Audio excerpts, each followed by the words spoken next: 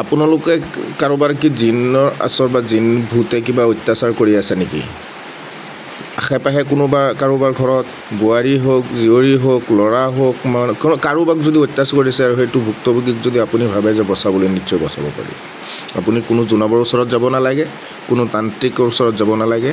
আপুনি নিজে ঘৰত বহি এই ভিডিঅ'ত থকা তাবিজটো আপোনালোকে অজু কৰি পাক চাফ হৈ এই তাবিজটো জাফৰান কালি দি লিখি আপোনালোকে এই তাবিজটো সেই ৰোগীৰ ডিঙিত বান্ধি দিয়ক।